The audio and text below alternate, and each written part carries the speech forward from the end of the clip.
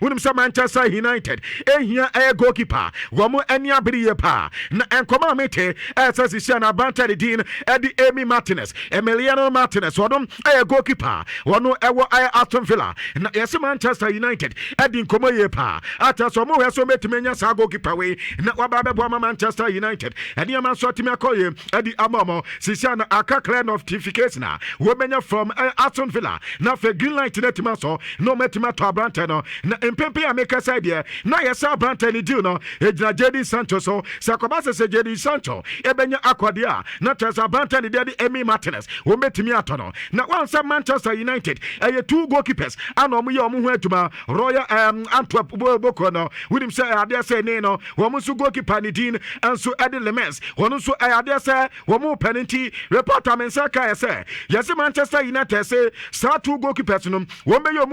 omo nyina ho aduma emu ba ko pe number sign but Sakoba sa Branta ni din Eddie Lemens number sign na no problem no kwa dia Manchester kwa green light ni dada ata so mo hese Lasane Lemens so metima sign no but Dibu Martinez and Manchester United and then no first choice and son Lemens dia no enso atimi aba reporter men saka say Jadon Sancho wo benya ko entire sa de Emi Martinez ebenya join Manchester United boboko no entane yankoba kakwa so a efi Manchester katem Eddie Eba ewo ayedwumadie so me pato Branta ni din adi Alexis Sanchez enkoba kakwa men saka say Savia wanyam enso Alente our Savia Codium ho document exchange no yeso ma wie and then obeya kwa ni medicals no enso Ediamana fe the Chilean international etima kwa kosia kan edi ama Savia boboko no eno ya Alexis Sanchez report fra Branta no akatem Eddie Eba former Barcelona player Mikael AFA once Odreni Risadi Renes boboko no and opay reporter men seka say okọ criminese na wakwa sign edema criminese boboko no na enyo no kwa wokọ criminese a wonim say Jamie Vardy enso edwane dada enti anopay two signings and omo heso betima enso aye Jamie Vardy and afa Mikael Fayi enti ani yeduna ebeto dwa criminese boboko na anopay no yede kakra enso adi damo Manchester United player Anthony nano da last week me baba kato say open letter eba bonte from Real Betis boboko no amon baba kasa Branta no eba bonte so mato no but omoka ema wi asa fana no bi ata say 25 million euros no wo munya entry and after 50% SS on clause no and so munya agree and this Manchester United anta Branta no ne bo no so a anasa Branta so want the wages so a and there so mu Real Betis boboko no ebetimi ato Branta na no pay me by reporter men say come as a Manchester United so my 3 million a fee so and 22 million euros and sika wo mu fanto Anthony after Branta ni wages ni de betina 50% no wo mu say no so betina and yesi bi betis 40 say and then Bibia Anso Sankama, Abranta no betimi, Ababe Real Betis Anso player, and Yankoba Kakwa Mensaka, I would demand you to an panel, maybe Kakwa Adi Emao, Joe Gomez, a Liverpool player, and Komakakwa Mensaka, as a Milan, as the Omuye so confident, sir, who met me and Yabrantano, it's as a Madin Komoye pa, at as Omohe, a Quancrobiaso, Abranta the Daddy Magay, a better Liverpool Bobocono, Nasa Magay and Yabadia, and another Joe Gomez, Aqueniano. Eba diama Branta no na feso AC Milan enso etime enyo mu player no eno so yankoba kakwa so etota ewo edwuma de so meko aya Crystal Palace wo mo chase Constantos aya Uche wonom aya player wo mani abri ni huye pa reporter men saka enso aya so metime enya Branta no wonom enso betima ba inti Uche enso nya twani dia ena na chase Crystal Palace boboko no from Hetefe ene man so etime akoye yase former steps no ebetime atoja na feso ade asa Branta din ade Crisantos rather Crisantos Uche and some anya adwane and tiano so koba kakwane anopa ya medican aka Branta de Jackson Sancho ne koba ne dia tokobana reporter men saka as a green light na ba Manchester tiase say Jackson Sancho betimi adwane Aston Villa and tin koba kakwa men saka as anopa ya obekwa kwaya ni medicals no na bibia so etimi aya kama adi ama Jackson Sancho akwaya sa de na dami say sani ameka no no Abranta the team adi ya cancer Emi Martinez benyaba bekwabena a separate deal and a swap deal a separate deal and to be a bonny bonafe will be answered to me at the player on so ehiano and Komaka Alexander Isak reporter mensakam says he said the apostle Liverpool for Adiano Wamonsa Enyaka Newcastle Wamanya a demo Kwabena Obuta do Nankasa there 130 million pounds 130 million pounds yes it do Nankasa 125 na yes compensate hin kakrabi ana teso metimetra sa compensate hin no so solidarity payment Kwabena yes sa solidarity payment no 5 million ana do Nankasa 25 million pounds and tinya ko 130 million pounds he said the Abranta no ebenya Johnny Liverpool boboko no na Alexander Isak anopa ya watima and medicals no esan sem na transfer deadline and tani yankoma kakwa so a efi akodana kate anso adi aba Abranta the dean adi Zagrova me patron ono anso player ya sisi anopa ya I go to do one ni Juve for no womanya sa Abranta no from early Metropole and Abranta the dean adi Edon Zagrado Abranta no anso anya adwane anasa Zagrova one so anya adwane no reporter efi Juve akate adi abanti Juve for no mekomanim kakra beti so ma sansan yati se so ma high flight and esisi mantra enti omuni udi nkoma ha no masoma flight ni so nkofa mfamra na bibia enkoye mfama Abranta ni dim adi Rando Colomwani Juventus for no say woma ba akwana nkasa dem ankoma reti permanent ya can say personal deal no by 3 months ago na akati mani dinner the PSG so mbedi opinion no woma bo PSG frontiers here and tomo chese Rando Colomwani sabi enyo no kwani player was asiso atezo betima bo Juve and to meja Abranta no sisi ado mundi na tibiem emom woma tu hi eko Germany womo ko Germany womo chese Abranta the daddy Luis Openda akudani a good player yes Abranta to fight ma wono so eba until Luis Openda eba be signing ajama Juve boboko no from RB Leipzig na Tanzania matimi ayakama yes package ni no 40 million euros enum anso dia meti awo dwumade so na no pay me bo atre kakra anso ade ama na Abranta ni dim ade Rando Colomwani since Juve entiman fa nkoma kakra mensa eka yes Tottenham Hotspur wo mo tese okay wo mo de bibia ya kama anso de mama yes Tottenham Hotspur akwakoye nkwawe ebisasa akoda ne bo no anso ayesen nkoma meti ayese de Tottenham Hotspur efo eta yes Rando Colomwani enye deal ebe ha adwene bia anso ade ama muti ano so yankoma kakra so eja etodwa ewo dwumade so na no pay medi update ni bi ade eda wo dwumade so na yentwene kakra na eja yanko anim ewo ntisha wodo so nkoma kakra mensa kam ayese adasin mo so no anya adwane Fenerbahce boboko no here we go ade na nya baso between 13 and 14 million euros no package Abranta no ansum ade adwane and he said ade na anya ba amata confirmation woko ega tasa empato Fenerbahce boboko no kwadia wo me de confirmation no wo manya enso ade abane sa atasa sporting director openya ni dinadi divan Uzok enso ade nkoma kakra anya enso de abasa Abranta no ba sa entiane yankoma kakra enso etotwa ewo dwumade so akoya sa de ne ebisa se ana Gigi Donnarumma sana ni move na sitia to Manchester City no ebenya ba so na nyame anim ne Gigi Donnarumma benya ko ene tasa ado ebeya Abranta de din ade James Trafford and after Gigi Donnarumma and he said on be rotate and he anom diamete from Manchester City akate City force Abranta ne de kwanko bia so so dwane we player and also we goalkeeper womani anso adwene hu ye pa eno Gigi Donnarumma reporter eba ewo dwumade so afa yanko Abranta de din ade Magiu na Magiu Chelsea player and da yade ma Sunderland sa anka onkobolo nkaka na katene koya once no da nano da Chelsea womani Fulham game na omo eba na Abranta de de Liam Delap ye yini firimu nyame anim ne enkoma mensa ka say Liam Delap pra enti eba ne sa na ese ye hia striker bi ewa anim ho na edin ka no de Mami Jackson ansana because Jackson dia no so ana ejina ansana akoda we dia ne ba enti de Mami Jackson na miwie Jackson dia no ansana metimi di Magiu dia no enso e de atozo kwabna de koba nyina ya say Liam Delap play no ana Chelsea efre Nicolas Jackson ne entourage no e ka to mo say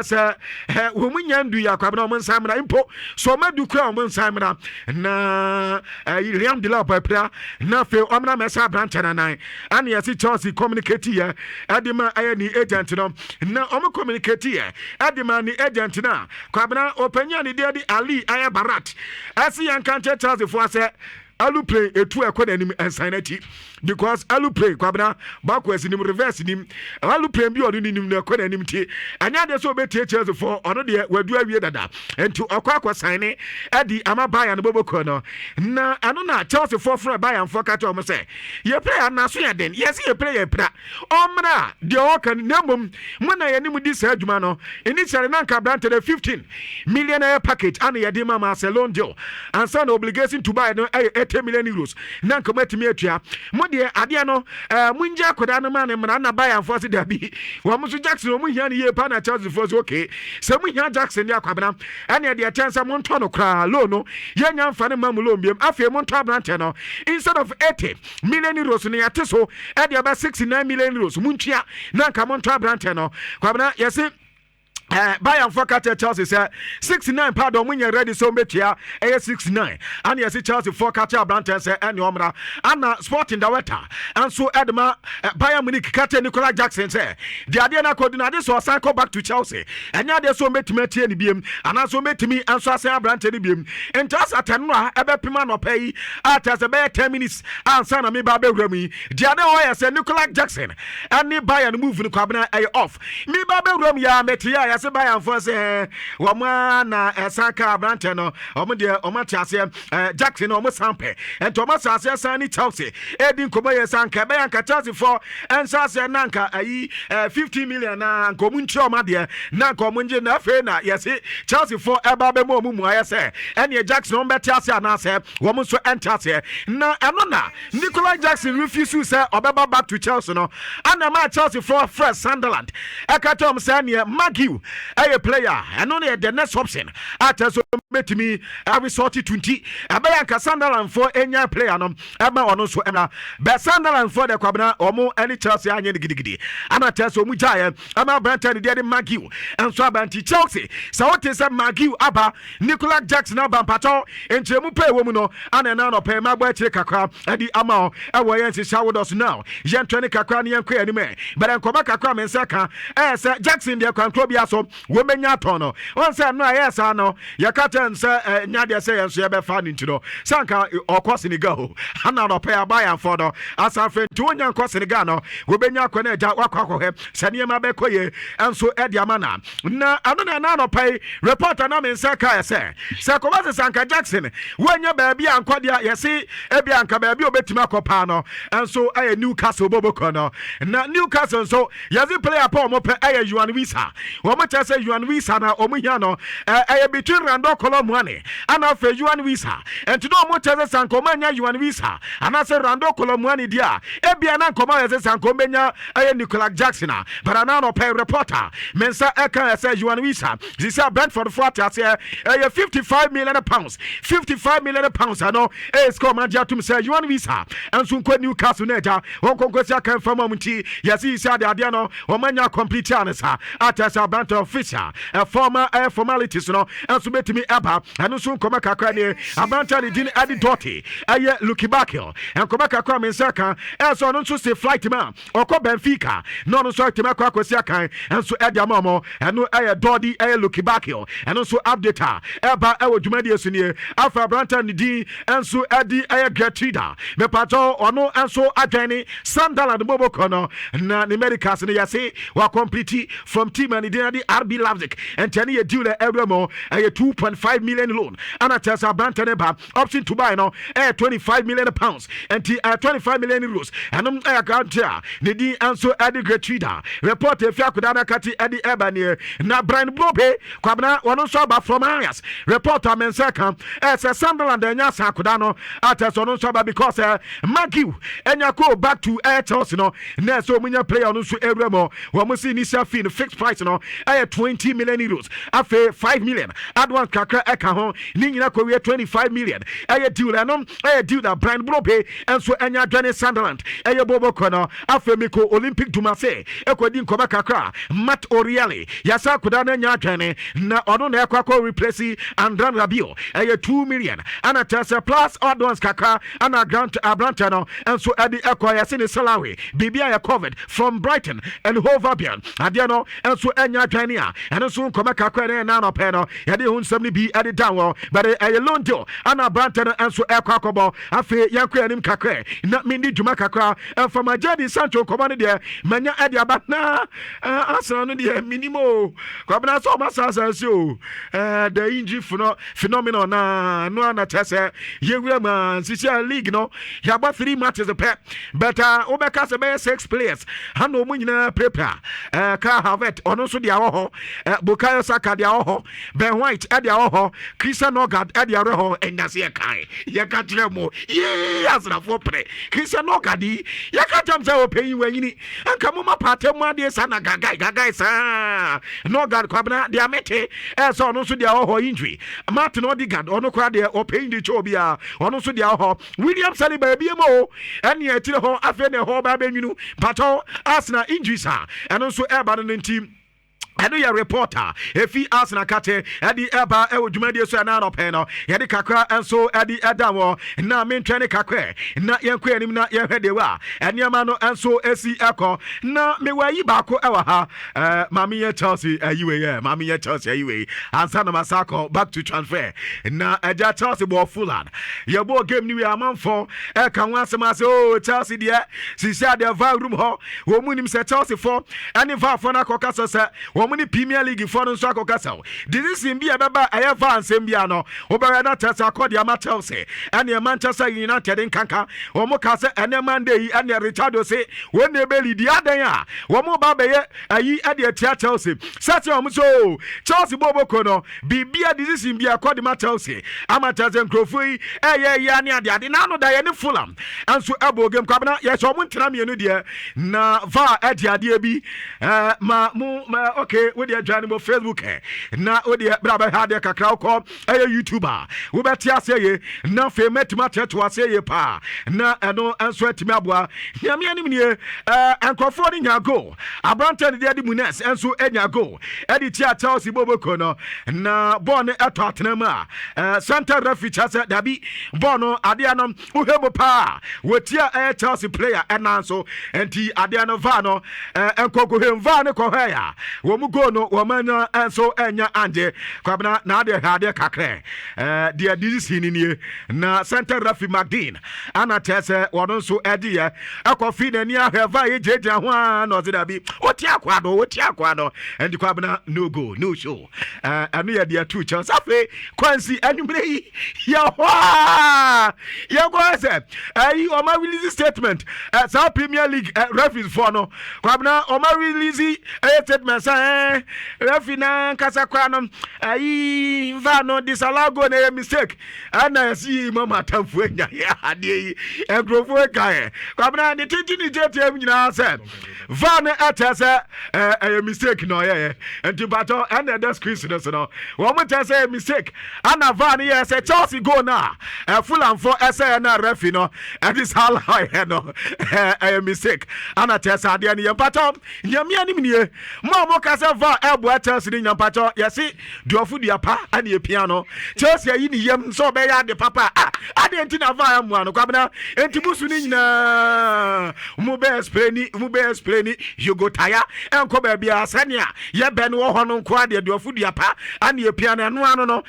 bibia ni ete na enkofo ba ko mu ho ye me nwanwa pa ye basona kwabena basafo ade Chelsea top ni ana mu de va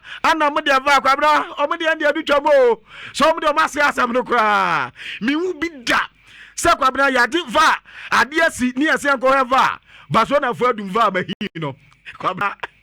referee quite over the dumo edum na dia na do take biem nti ade se penalty na ana te so mbe na wo dia mo hwa dia kakra e was squeeze no so Lamine Yamal fa ba te so de kokwabra player na nka no kra ba bia mo dia ma adwane o Facebook no player na yesi wa twa Lamine Yamal no he player be bia ne nan ho kwabra ha na Lamine Yamal teto ya ha ya bibia ni ho biem Lamine Yamal na de ball no ko all right abrante no wan puchi no ne nan anka no enya de se bibia se Lamine Yamal se watofom referee peja na be ya free penalty ana nkrofo ese o mo ntiase referee ni cover na onkonko he fa no kwabra ya se 5 minutes to say incidents we be ban van ye aduma perfectly referee ko dina ho a ye wo se referee afi nani no bon ayi no screen ha no bo ha aden no decision ni e bi sanse de na asi ana se fa na dum na Barcelona mu betimi aye sei enkrofo ya kwabra va na manti no penalty ne ejinaye Barcelona for ba henti sama hu dia maye no Stamford Bridge no va bedum e de me sebobo Stamford Bridge no kwabra mu ye den Barcelona for dia mu ye no va ebenya dum yenso ye de no enya aduma entenu ada dia Barcelona for eye di tiankrofo na anopai wo maka hu asema ka sa nyame anum ne Barcelona for awi omo na anu na Rayo Vallecano obo president sa yesi ayam pia penalty no ahina inti yapona yasi Barcelona for say ana park tantan no na player papa de park ne say tayon some more players o me papa say mutimi bo na ha oso obisa Barcelona for say Maradona mutam ani Ronaldo Luis Dalima man kasa tam satam na park papa be ne ho ayi Alfredo de Stefano mutam na park papa bi enu so mbobo ejidi nti Barcelona for no enya complain ade no wan kwa na enya ye enti anu yankoba kakwan so epa ewo dwumade so misel ubi bi pa ye coach am so Manchester de ye enu aturu fo se kwabna ta ha go mapa Rati Jacopo. I tag on my power. 2 months a pair. Almost over 2 months in the rear. It was you know. So my permanent tama. Ever had you a panty. I hack. One more. I want and consider ye party as a and now some good 20 on the 28th of August. I know Pamola gonna source from Besexas on the 29th. And the Pamu you say more window. Say Manchester and who born first September Areta Hagiti Manchester Nankasa de say about DNA Makwabna one way I win ye da and no Areta Hag the Fina Kate and some the Babusia yeah my young fancy and naive agwet Niameti as on so journey Olympic Dumase ni do normal completing team and also ye kakwa and also eba Fenabati so Marco Asensio and also Omenya we are Sabranteno and so Janami Pato Barcelona for Akateta say Aquani de Lopez ne de ya payenya ho asemka enya de so omede be ma enti Femin Lopez de ende pato eno so manwie enho asemka ni nyina nie enti kwabna ma ye fancy anafe yentimi enko the tactical front ni djuma kakra. Okay, but Leverkusen for no man fair to me adai me bra pani say na ma ton place bebre ma ton vet ma ton frempon gane zakanum ta nke penimone koso no mu ni na ma ton kwabna jai dia kone omo anya fe enti mawi bidie ni ho dia ha 2 matches pe mawi onya de mawi se bibia ni akire biem oh bibia ni o me pacho ai press conference no nya o invite no o say press conference no 12 year Barcelona for cancel no me dia na me ana me chese Barcelona for cancel no say so mo dia na cancel bibia enti no press conference da va aduma dia hibiem na chance a tina hoy na ema obi a unsan kan invite bia no obetimi afre me personal we no secretary na ye demo de no abrami station to obi ansa kan de 12 ya ye press conference no ewo ye nim ha ya enti ahonsem no na ye de honsem enso etimi ede amama insurance 4.5 ye na ye nto adwumade no so emfa emma mo na bibia no